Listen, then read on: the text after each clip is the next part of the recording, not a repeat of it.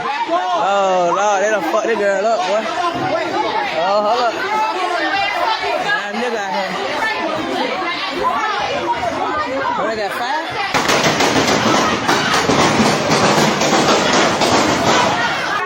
Oh, my fucking God. Girl shot, bro. Have you seen my life? Oh, my, I ain't got my phone.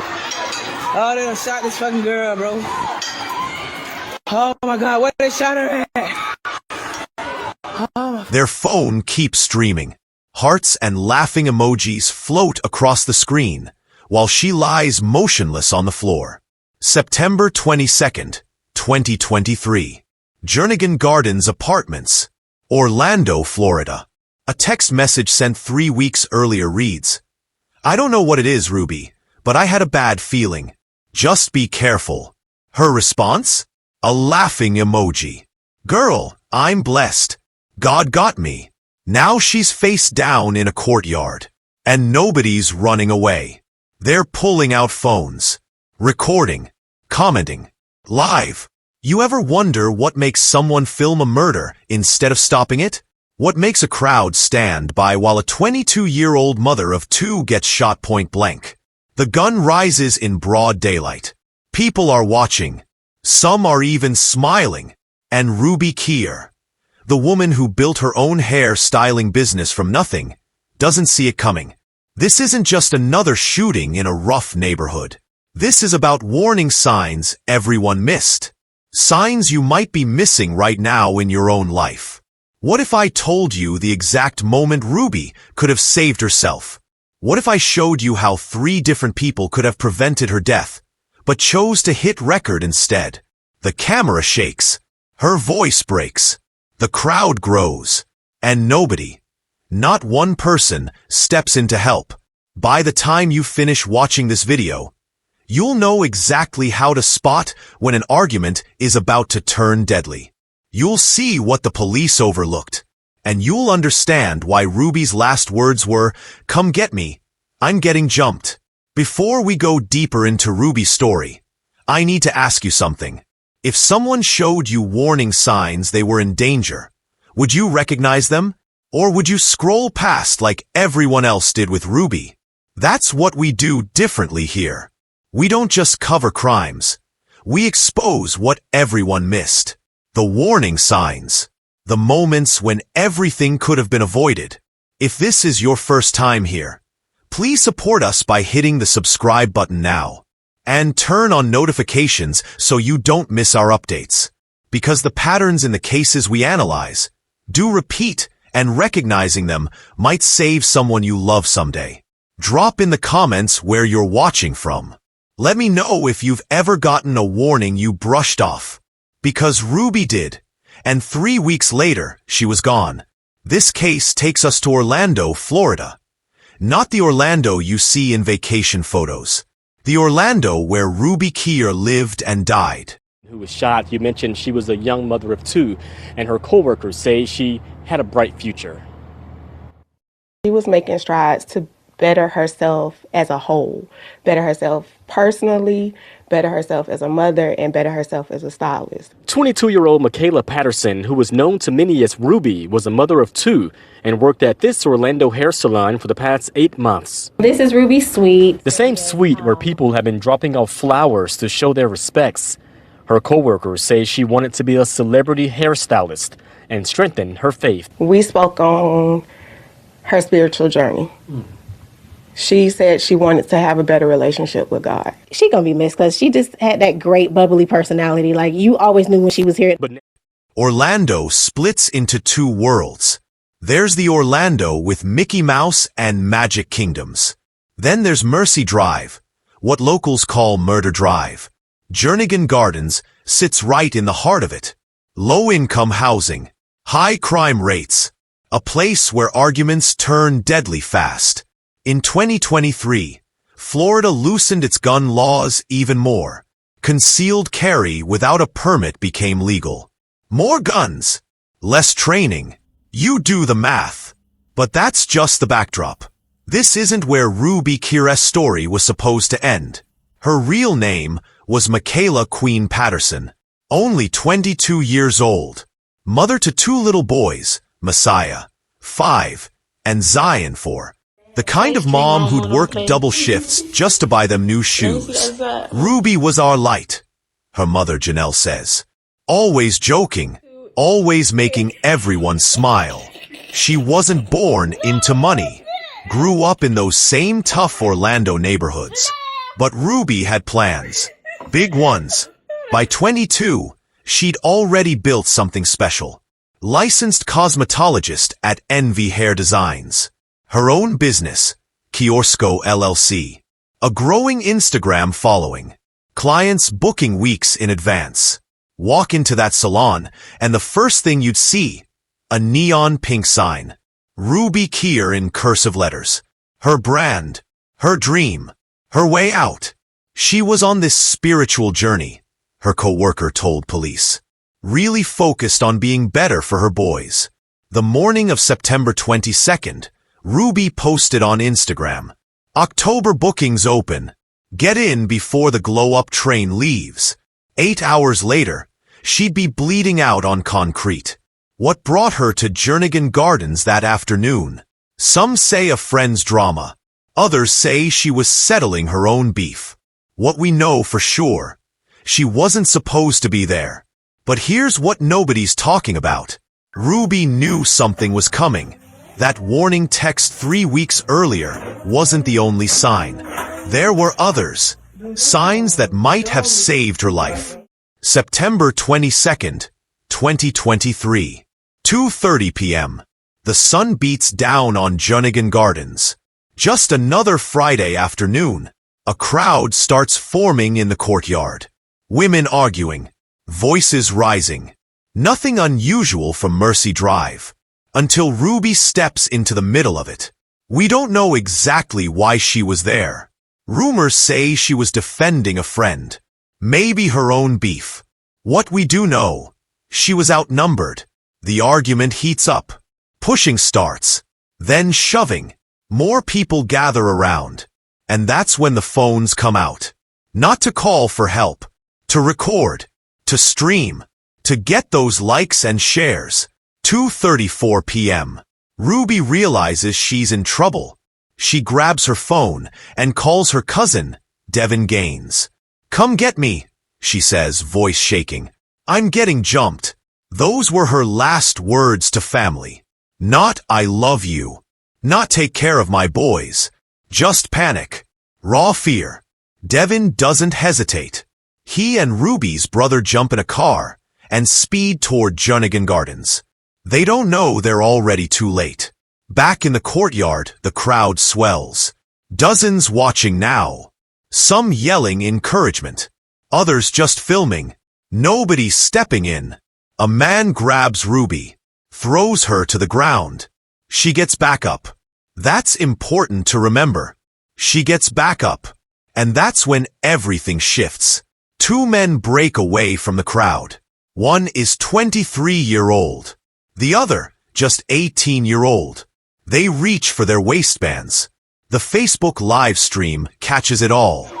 Hearts and laughing emojis floating across the screen as guns come out. Let me ask you something. If you saw someone pull a gun, would you keep filming? Would you stand there, phone in hand, waiting for the money shot? Because that's exactly what happened. Not one person in that crowd tried to stop it. Not one person yelled gun or pulled Ruby to safety. Nobody called 911 all these while. If you're watching this and haven't hit subscribe yet, ask yourself why. Is Ruby's story not worth your time? Are the warning signs I'm about to reveal not valuable enough? Or better still, tell us in the comments. Because what happened next wasn't just a murder. It was an execution, more like a performance. For an audience, for likes, for shares. And the most disturbing part? The shooter knew exactly where to stand. 2:35 p.m. A single gunshot. Close range. Ruby drops to the ground. People scatter. But not all of them. Some keep filming. Seconds later, more gunfire. Devin had just arrived when Delray Duncan raised his weapon and fired at him. Multiple shots. Devin falls, hits several times. But Devin had something the shooters didn't expect. A concealed carry permit. And a gun of his own. He returns fire. Now it's a war zone. Bullets flying everywhere. Children screaming. Mothers grabbing babies and running. By the time police arrive, the shooters are gone. Ruby lies motionless. Devin bleeding from multiple wounds. And the Facebook live stream? Still going. Still collecting those hearts and likes. Orlando PD spots a black Chevy sedan speeding away from the scene. Front end smashed. Witnesses pointing. That's them. That's them. A high-speed chase through West Orlando. Sirens. Helicopters. The works. The Chevy crashes at Old Winter Garden Road. Inside? Delray Duncan, bleeding from a leg wound. 2 other men with him. All 3 arrested on the spot. But something doesn't add up. The fatal shot came from behind Ruby. From a different angle. From 18-year-old Gary Williams III. And Williams? He vanished. No trace. For 11 days. He was in the wind while Ruby's family planned her funeral. Here's where it gets weird. Williams had no record. No priors. No known beef with Ruby. Just an 18-year-old kid who decided to pull a trigger and end a life. October 3rd, 2023. OPD's Fugitive Task Force corners Williams in Orlando. No shootout. No struggle. Just handcuffs and silence. But the damage was done. And the questions were just beginning. Why did a kid with no record suddenly commit murder? Why did bystanders film instead of help? And why did nobody see the warning signs? The answers might surprise you. They sure surprise the detectives. Let's talk about the men who pulled those triggers. Because they weren't monsters hiding in shadows. They were right there in broad daylight. Delray Shundale Duncan Jr., 23 years old. Lived at Jernigan Gardens. Arrested over 20 times since age 12. By 18, he'd already been locked up for beating a juvenile detention officer. In 2020, police arrested him for armed robbery and battery with a deadly weapon. At the same complex, he knew the rules of the street. Violence was his language. That day, he didn't aim at Ruby. He aimed at Devin, the cousin running to her rescue. Because in Duncan's world, you can't let the balance shift. You can't let help arrive. Gary Lee Williams III. Just 18. No public record before this. No history of violence. But when Ruby got back up from being knocked down, when she refused to stay down, he allegedly fired a round into the back of her head. Why? Maybe he thought it made him untouchable. Maybe he thought it made him respected. Maybe he didn't think at all. Christian Childs, also 18, arrested months later in March 2024. He was armed and fired into the crowd. He didn't hit Ruby. He didn't hit Devin. But he shot where kids were playing nearby. These weren't criminal masterminds. These were boys with guns who couldn't handle being disrespected, who couldn't walk away from a fight. And that's the scariest part. This wasn't planned. This wasn't a hit. This was masculinity gone wrong. Bruised pride turned deadly. So I gotta ask, if you think this information could save a life, why haven't you shared this video yet? These patterns repeat every day in cities across America. The warning signs are always there. Hit that share button now. Someone in your circle needs to see this.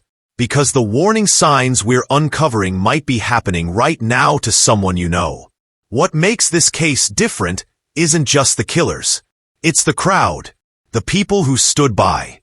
The ones who kept their phones up while a young mother bled out. And that brings us to the hardest part of this story. While Ruby lay in the hospital, her mother Janelle got the call no parent should ever receive. Your daughter's been shot. She rushed to Orlando Regional Medical Center. doctors working frantically. But by 9 p.m., they had to tell her the truth. Ruby was gone. Back home, Ruby's sons, Messiah and Zion, were with a neighbor. Too young to understand.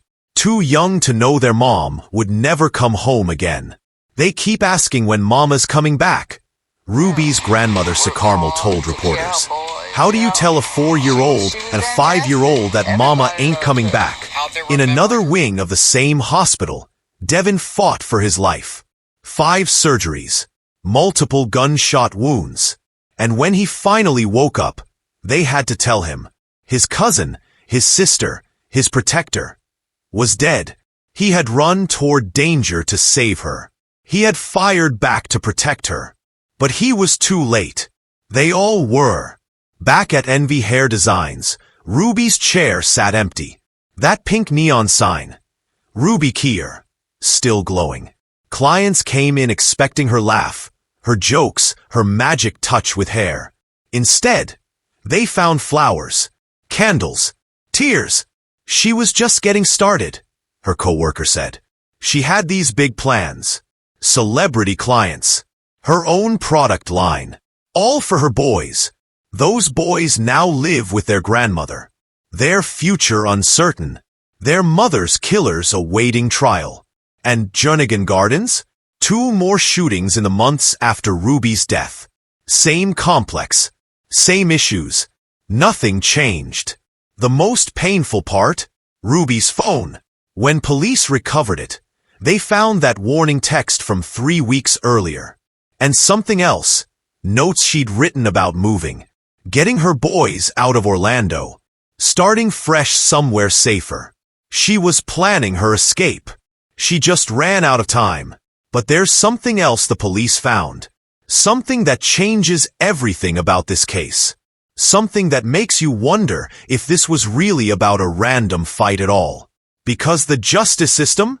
It's moving slower than you might think. As of September 2025, 2 years after Ruby's murder, justice moves at a crawl. Delray Duncan Jr. was the first to fall. Booked at the hospital under armed guard.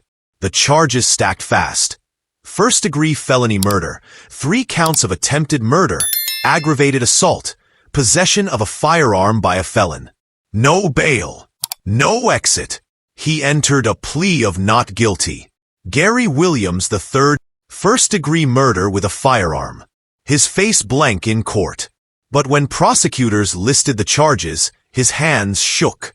Christian Childs, 3 counts of attempted first-degree murder and multiple weapons violations. All 3 men pleaded not guilty. None have shown public remorse. And none of them called 911 after the shooting. The legal path ahead is steep. First-degree murder in Florida carries life without parole. Prosecutors haven't ruled out the death penalty, especially for Williams. But here's the thing. The wheels of justice turn slow, especially in Orlando's overloaded courts. No trial date set. No resolution for Ruby's family. If you've watched this far and haven't liked this video, I have to wonder why. Is justice for Ruby not important? Do her 2 little boys not deserve to see accountability? Hit that like button. It helps this story reach more people. It helps expose the failures that led to Ruby's death. Because while these men sit in jail cells, the system that created them keeps running. The complex where she died keeps collecting rent. And the warning signs keep getting ignored. But there's more to this story. Much more. Jernigan Gardens Apartments sits unchanged. Same broken security cameras. Same lack of guards. Same violence. The complex has a history. Multiple shootings before Ruby. Multiple shootings after. Residents complain. Management shrugs. The cycle continues. We've been begging for better security for years, one resident told local news. Nobody listens until someone dies. Then they forget again. Orlando's gun violence keeps rising. Florida's loose gun laws make it easier than ever to carry concealed. More guns. Less training. More deaths. But the deeper issue? The phones, the filming, the likes and shares. When did we become a society that records tragedy instead of preventing it? When did we start valuing viral content over human life? Ruby's death wasn't just a murder. It was content, entertainment, something to watch while scrolling through Facebook. The warning signs were everywhere. Not just for Ruby, for all of us. When arguments happen in public spaces, leave. When crowds gather with phones out, walk away. When someone threatens violence, believe them. Ruby's death teaches us something crucial. In the age of social media, danger doesn't hide in shadows. It performs for the camera. And that performance? It's getting deadlier every day. But Ruby's legacy isn't just about her death. It's about what she left behind. Ruby's chair at Envy Hair Designs remains empty, but her neon sign still glows. Pink cursive letters spelling Ruby Kier, a reminder of dreams cut short. Her sons are growing up without their mother, but they'll know her story. They'll know she worked every day to give them better lives, to move them somewhere safer. The warning text she received 3 weeks before her death sits in a police evidence locker. A reminder that sometimes our intuition speaks truth. We just need to listen. Ruby's case isn't unique. Every day, young lives end over trivial disputes. Every day, crowds gather with phones instead of solutions. If this video taught you something, if you recognized warning signs you've seen before, then please subscribe now. Turn on notifications, because next week's story starts with a text message and ends with a body no one claimed. And the pattern? Eerily similar to Ruby's. Share this video with someone who needs to hear it. Someone who might be ignoring their own warning signs right now. The concrete is clean now. The live stream deleted. The car that fled is gone. But her chair still sits there, still empty, still waiting. Her neon sign still glows. Ruby Kier. Until next time, remember, a warning ignored isn't just missed information. It could be the difference between life and death. Stay safe, stay aware, and thank you for joining us today. See you on another story from the Hidden Crime Network. Bye for now.